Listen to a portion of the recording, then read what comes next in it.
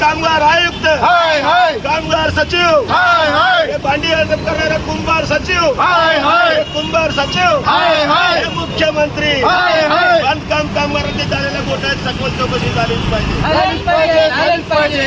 बांधकाम कामगार शिष्यवृत्ती घोटाळ्यात सखोल चौकशी झालीच पाहिजे. सीबीआय चौकशी झालीच पाहिजे. कोण म्हणता करणार नाही.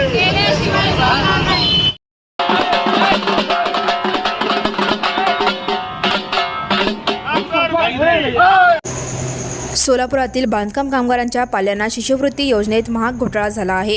त्याची सखोल चौकशी करा व बांधकाम कामगारांच्या विविध मागणीसाठी महाराष्ट्र राज्य बांधकाम कामगार न्याय व हक्क संघर्ष समितीच्या वतीने जिल्हाधिकारी कार्यालयासमोर संघर्ष समितीचे अध्यक्ष विष्णू कारंपुरी महाराज, सेक्रेटरी सोहेल शेख, सल्लागार साहेबांना तेगेळी यांच्या नेतृत्वाखाली भव्य निदर्शने करण्यात आले.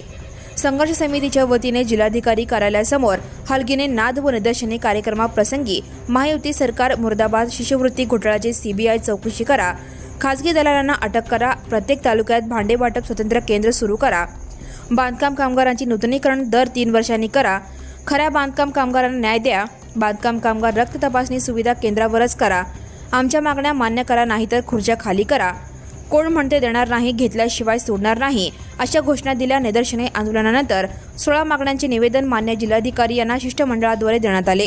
यावेळी विष्णू कारंपुरी महाराज यांच्या नेतृत्वाखाली निदर्शने आंदोलनात सोहेल शेख, साहेबांना तेगेळी, रेखा आडखी, पप्पू शेख, श्रीनिवास बोगा, गुरुनाथ कोळी, सविता दासरी, पद्मा मॅकल, लक्ष्मी गुंठला, महालक्ष्मी शेरला, लक्ष्मी कुंटला, नागमणी रच्चा, नरसय्या मालपुरी, खताब शेख, एजाज विजापुरे, मुर्तुज आउचकर, सुहाना नदाफ, मेहरुना नदाफ, शकीला शेख, लक्ष्मी एमुल, गौरी इंजामुरे यासह बांधकाम कामगार सेना कार्यकर्ते मोठ्या संख्येने उपस्थित होते. महाराष्ट्र राज्य बांधकाम कामगार संघर्ष समितीच्या वतीने जो बांधकाम कामगारांच्या शिष्यवृत्तीमध्ये महाघोटाळा झालेला आहे, तो घोटाळ्याचा चौकशी सखोल झाली पाहिजे, सीबीआय चौकशी झाली पाहिजे, अशा मागणीसाठी आम्ही या ठिकाणी निदर्शने कार्यक्रम करत आहोत. प्रामुख्यानं या घोटाळ्यामध्ये शेकडो कोटी रुपयाचा घोटाळा झालेला आहे, परंतु तपासामध्ये 3 कोटी रुपये झाल्याचा या ठिकाणी सरकारी आकडा आहे.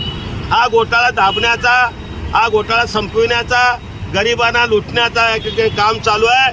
परंतु आमचा थेट आरोप आहे, हा घोटाळा एका अधिकाऱ्याचा नसून, एका सचिवाचा नसून, महायुती सरकारचा, राज्यातील जे महायुती सरकार आहे देवेंद्र फडणवीसांचं, त्यांचा सरकारचा हा महाघोटाळा या ठिकाणी आहे.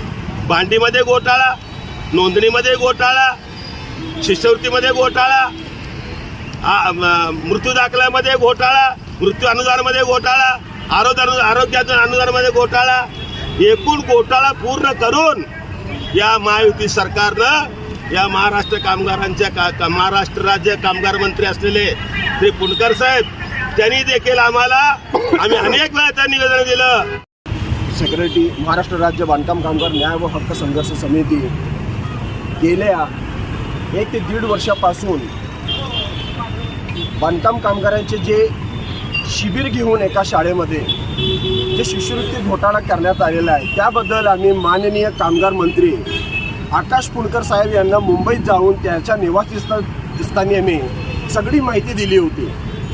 त्यानंतर 2 ते 3 महिन्यानंतर आम्ही सचिव यांना, प्रधान सचिव यांना आम्ही लेखी मेल केला. त्यानंतर आम्ही समक्ष भेटलो त्यांना जाऊन.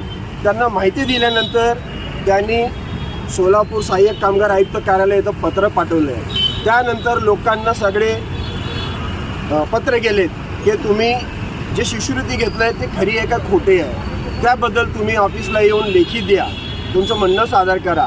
ते झाल्यानंतर जवळपास 251 लोकांना पत्र गेलं आहे. पत्र गेल्यानंतर ते लोक आले, त्यांनी म्हणणं दिलं आहे की आम्ही फक्त आमच्याकडे सांगून घेतलेत की कागदपत्र तुम्ही द्या, तुमच्या मुलांना शिष्यवृत्ती भेटते. कोणत्याही स्कीममध्ये शिष्यवृत्ती भेटते हे त्यांना सांगण्यात आलेलं नव्हतं. आता इथं कसं झालेलं आहे, जी शिष्यवृत्ती त्यांना भेटली आहे, शिष्यवृत्तीसाठी 4 लोकांचे आधार कार्ड लागतात, नवरा बायको आणि 2 मुलांचे, आणि राशन कार्ड, आणि त्यांचं आधार कार्ड, राशन कार्ड, स्वतःचा बँकेत असलेला खाता व स्वतःचा मोबाईल क्रमांक.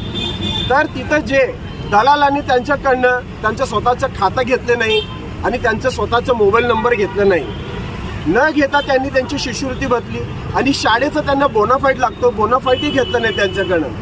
मग आता इतका मोठा जे घोटाळा झालाय, बोनाफाईड कुठला लावला हिने, मोबाईल नंबर कुठला वापरला, आणि खाता एअरटेल पेमेंट कसं काढलं तिने डुप्लिकेट, याच्यावर चौकशी व्हायला पाहिजे.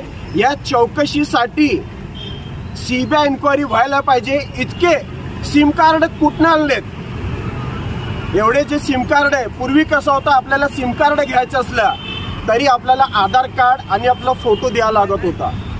मग आता इतके सिम कार्ड आणले कसे का, सिम कार्डच्या पाठीमागं मास्टर माइंड कोण आहे, सिम कार्ड कुठनं आणलेत, आणि एअरटेल पेमेंटसाठी एअरटेल पेमेंटचा माणूस लागतो, तो कसा का आला, आणि ह्यांचं खातं कसं का उघडलं गेला. मग 1,60,000 यांच्या अकाउंटवर आल्यावर ते पैसे कसं तिने ट्रान्सफर करून घेतलेत. ट्रान्सफर करण्यासाठी कुठंतरी त्यांना ATMचा वापर करावा लागतो, स्लिप भरून काढावा लागतो, किंवा बँकेत चेक भरून काढावा लागतो.